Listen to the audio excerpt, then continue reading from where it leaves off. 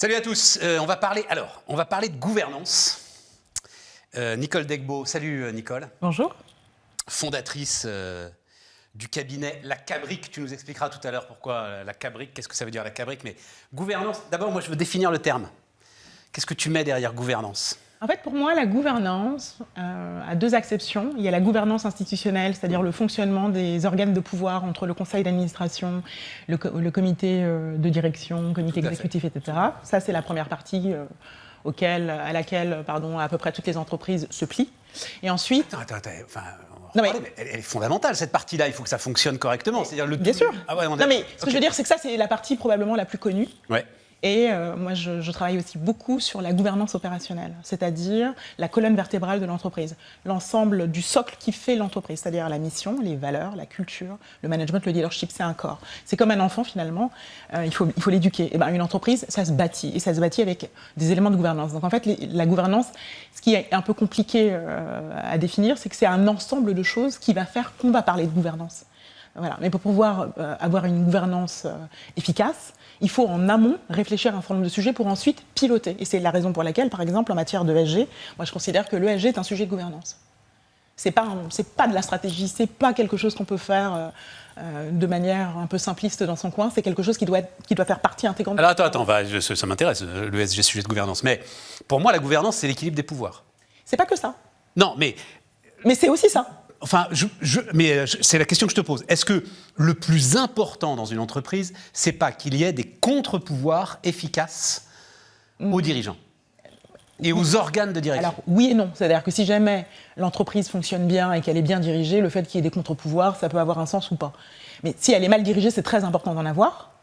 C'est très important d'en avoir. Et en même temps, quand on prend un peu de recul et qu'on analyse le fonctionnement des conseils d'administration versus les comités de direction, il y a plein de conseils d'administration qui dysfonctionnent. Donc, est-ce qu'ils jouent complètement leur rôle? Pas non, vraiment. Mais bien sûr. Voilà. Mais c'est un problème, mais c'est un sujet. C'est un sujet. C'est un sujet plus chez nous, d'ailleurs, que dans les pays anglo-saxons. Oui, tout à fait. Oui, c'est un sujet, mais qui n'est pas forcément un sujet mortel quand, fondamentalement, la boîte est bien gérée. C'est ça que je veux dire. Oui, mais ça ne dure qu'un temps, ça, Nicole. Ça dépend des sujets, et ça dépend des secteurs, et ça dépend des dirigeants. La boîte, un conseil d'administration qui dysfonctionne. Oui, mais il y en a plein. Il y en a plein, ouais. Particulièrement en France. Tout à fait. Capitalisme de connivence. C'est vrai. Voilà. Ça, forcément, quel que soit, à mon avis, le talent du dirigeant, je pense, Carlos Ghosn, oui. Forcément, à un moment, ça dysfonctionne et ça dysfonctionne. Oui, mais ça a bien marché. Gravement. Je suis d'accord, mais ça a bien marché pendant plusieurs années. Mais tu peux pas dire que ça a bien marché alors que tout s'effondre. Mais je suis pas en train de dire que la gouvernance qui touche à l'équilibre des pouvoirs n'est pas importante. Je suis en train de dire qu'en réalité, la gouvernance, c'est deux pieds.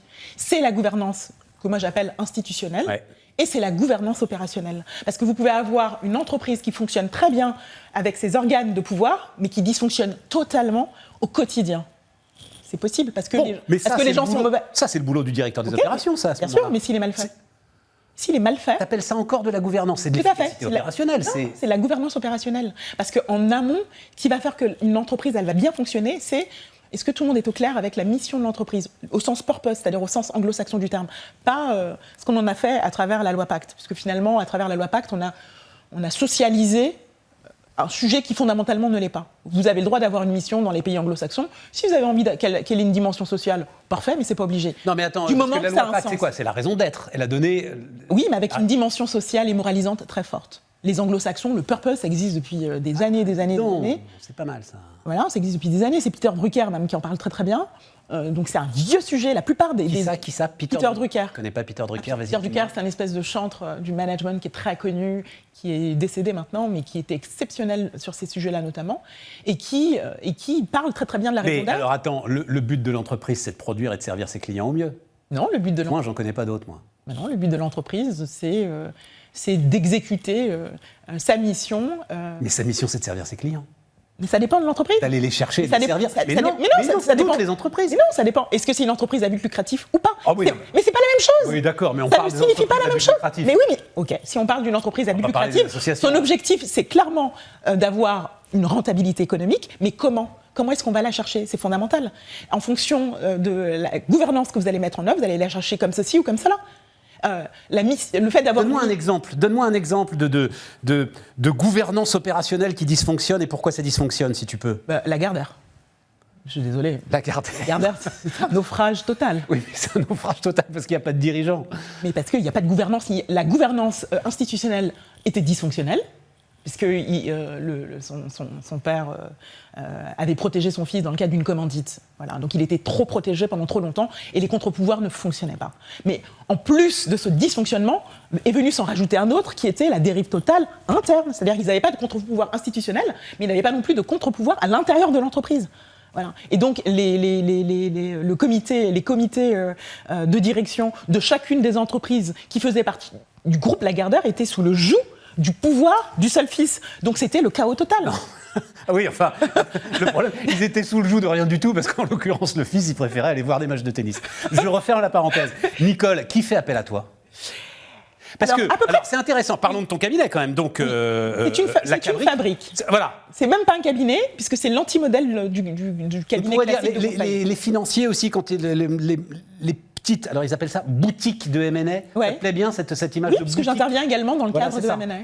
En phase de post-fusion, parce que en fonction de... Oui. Je vais le dire très cash. Oui. T'es toute seule. Alors à un moment vous étiez trois, voilà, t'es toute seule. Mais plus pour longtemps. T'es sur des enjeux, t'es sur des enjeux qui sont considérables. Oui. Pourquoi est-ce que moi je ne vais pas faire plutôt appel à Accenture, par exemple, plutôt que d'aller voir Nicole qui est très sympathique, mais qui n'a pas les moyens aujourd'hui. Non, je ne suis pas d'accord. De ces groupes. Alors vas-y. Je ne suis pas d'accord parce qu'en réalité, une des promesses de la Cabric, c'est de faire monter les équipes en compétences. Donc moi, à chaque fois que je suis sollicitée par un de mes clients pour un projet, je travaille avec l'équipe du projet. Je ne suis jamais seule. Par ailleurs, moi, j'ai un écosystème en fait de partenaires. Quand j'ai besoin d'avocats, j'ai des juristes. Quand j'ai besoin de communicants, voilà. J'ai juste plus internalisé dans un premier temps parce que j'avais 2 collaborateurs. C'est une plateforme en fait. Non, pas du tout. Non, pas du tout. J'ai un objet totalement hybride. C'est une plateforme.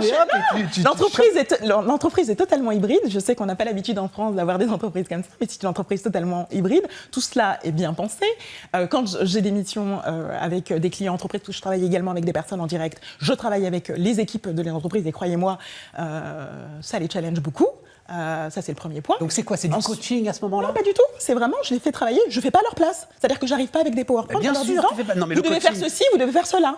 Je leur dis, en fonction de votre problématique, voilà les problèmes que nous allons adresser, voilà de quelle manière il est possible de les adresser, au regard de votre contexte, voilà comment nous devrions avancer. Parce que moi, j'interviens systématiquement dans des contextes, soit de crise, soit de transformation.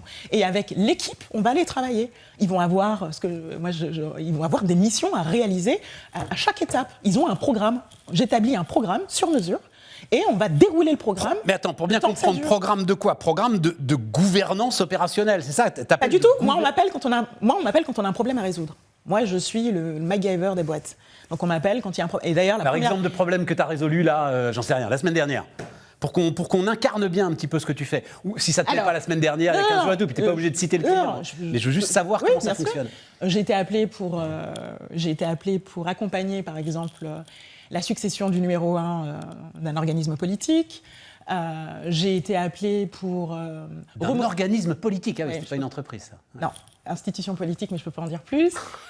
J'ai été appelée... On aimerait bien savoir. Voilà, j'ai été appelée pour remonétiser le mot transformation pour la filiale d'un groupe du CAC 40. Quand ils disaient transformation au sein de l'entreprise, tout le monde rigolait. Alors vas-y, ça m'intéresse. Et donc ça veut dire quoi, remonétiser le... C'était que c'est une entreprise qui avait longuement itéré sur le chemin de la transformation, sans savoir en réalité après quelle transformation ils couraient. Ouais. Et donc ils ont déployé beaucoup d'énergie, fatigué beaucoup les équipes, sans savoir où ils allaient. Donc aller d'un point A à un point inconnu. Ça marche pas très longtemps. Et donc à un moment, quand ils ont voulu continuer à errer, les collaborateurs ont dit non, ils ont posé le stylo. Et quand ils parlaient transformation, les collaborateurs ricanaient. Donc ils n'avaient plus aucune crédibilité sur le sujet. Et donc pour pouvoir refaire partir les ambitions de transformation, il a fallu faire un reset. Donc on a fait un reset, on a fait un diagnostic. Ensuite, on a identifié quels étaient les points bloquants. Et donc ensuite, je les ai obligés on a fait un journal de la transformation dans lequel je les ai obligés à faire un mea culpa. C'est-à-dire que je les ai obligés à assumer devant leurs collaborateurs qu'ils ont été nuls, qu'ils ont fait plein d'erreurs. Les dirigeants ? Ouais, ils ont dû l'assumer. En mode révolution culturelle à la chinoise, là ? Non, en mode... Tu sais, quand ils avaient le... Non, mais en tout cas, ils ont foiré. L'écriteau autour du cou en disant « je suis coupable ». Non, là, c'était pas comme... C'était pas dans cette logique-là, parce qu'il ne faut jamais humilier les dirigeants. Ouais, non. Mais c'était juste de dire, au bout d'un moment, quand on se trompe, il faut savoir le reconnaître, parce que de toute façon, quand vous vous trompez, vos collaborateurs le voient.